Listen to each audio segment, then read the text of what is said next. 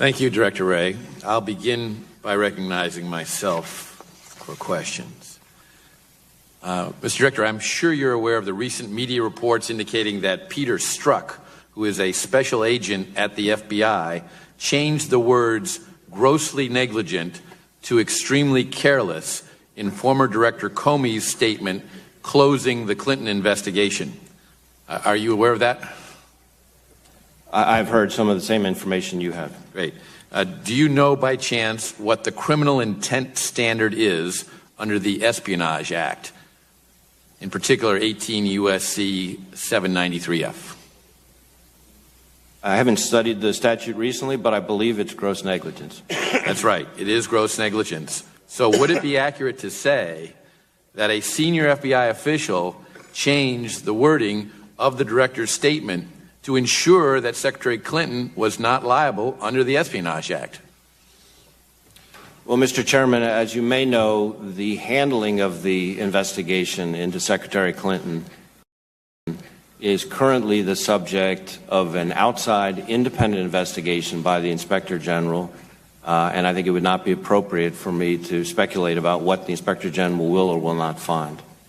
That is probably appropriate, but it's still not at all inappropriate to ask you to draw a legal conclusion about a standard in the law that was changed in a statement that your predecessor put out as a justification for closing the investigation of the former Secretary of State.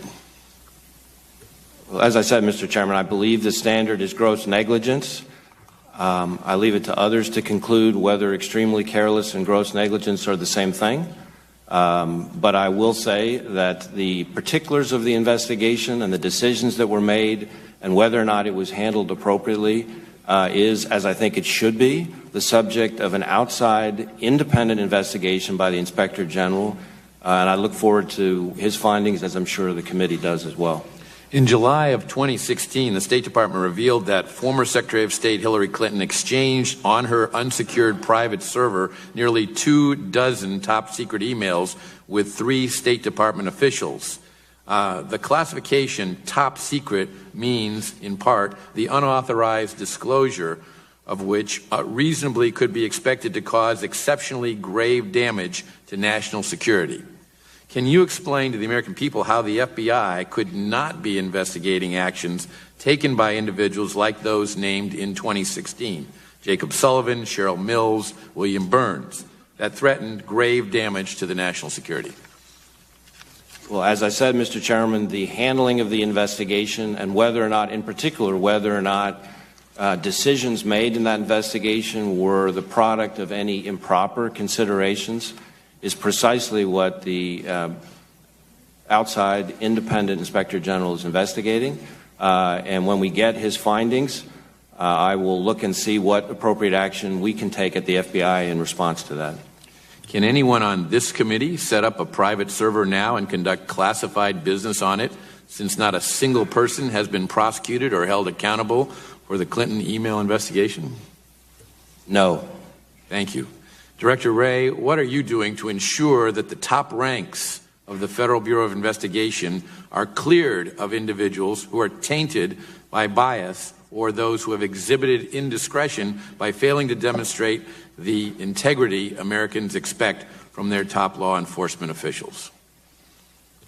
Well, the first thing I'm doing is respecting the outside independent investigations that are underway.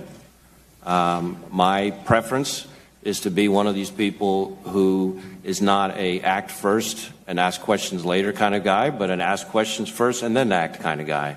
And so I think these matters are being looked at, as they should be, by somebody outside the FBI. And when those findings come to me, I will take appropriate action if necessary. In the meantime, I am emphasizing in every audience I can inside the Bureau that our decisions need to be made based on nothing other than the facts and the law and our rules and our processes and our core values, and not based on any political considerations by any side of the aisle.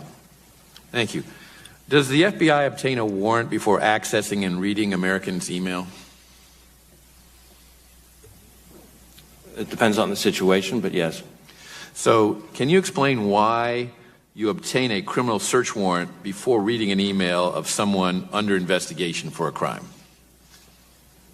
I'm sorry, can you repeat the question? Can you explain why you obtain a criminal search warrant before reading an email of someone under investigation for a crime? Well, in the situations where a search warrant is required, and of course under the Fourth Amendment, there are plenty of situations where a search warrant is not required. There are all sorts of aspects to the Fourth Amendment.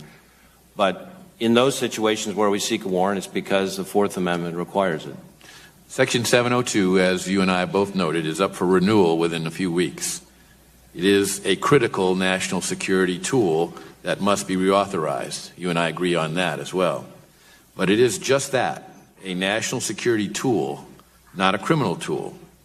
Is it reasonable when accessing content that shows evidence of a routine crime and is located in the FBI's 702 database that agents should obtain some process as is required in criminal cases? Mr. Chairman, I've appreciated our discussions on Section 702. My own view is that Section 702, as currently drafted, which is the view shared by the question, is fully constitutional and lawful. And I would say to you that our handling of querying of the information in the 702 database is querying of information that is already lawfully and constitutionally in the FBI's possession and is most useful at the earliest stages when information is coming in fragments and the Bureau is trying to make assessments of what do we have, is this a real threat, where is this going?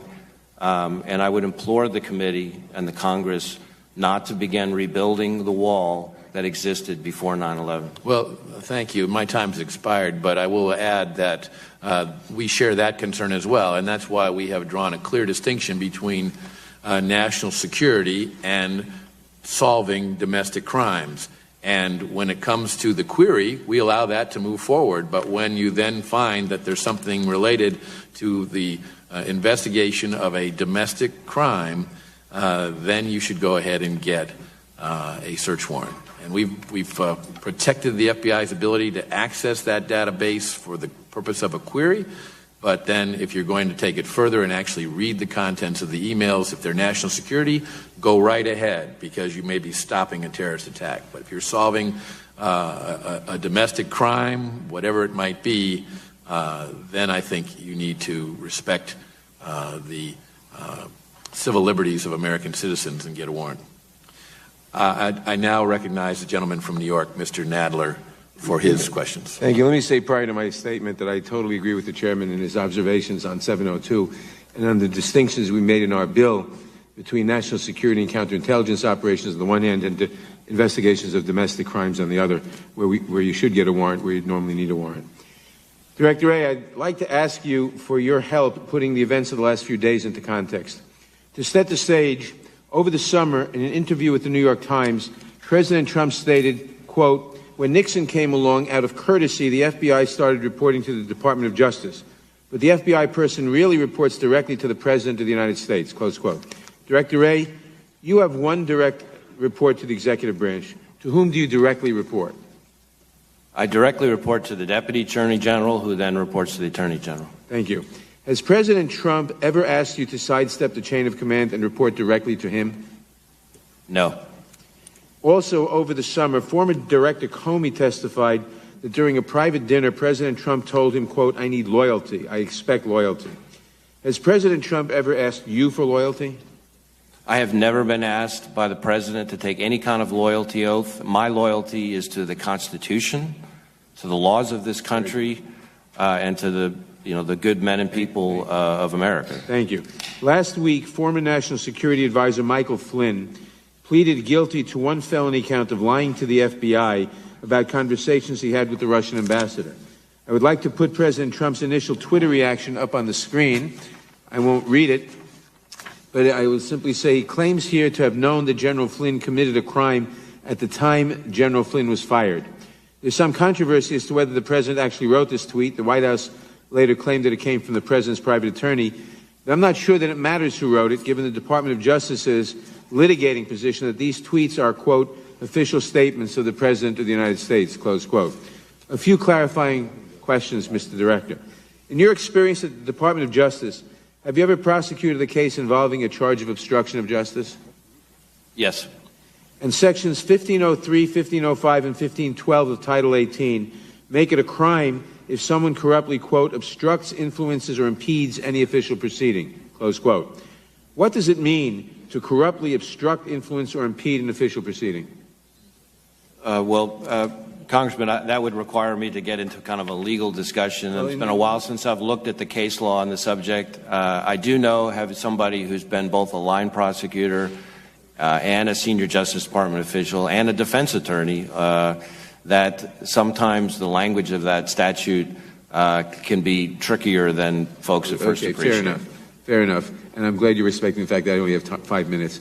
Does obstruction of justice require specific intent? In other words, does a prosecutor have to establish that the defendant had knowledge of the official proceeding and intended to obstruct it? Sitting here right now, Congressman, I don't remember the specifics of exactly what the intent requirement is. Okay, so you can't say if it matters that a suspect... Well, does it matter that a suspect has knowledge of a crime when he attempts to wave off criminal investigators? In other words, if he has knowledge of a crime and he attempts to wave off criminal investigators, does that constitute obstruction of justice? Well, certainly the defendant's knowledge and state of mind and intent is a critical element of the offense. Okay.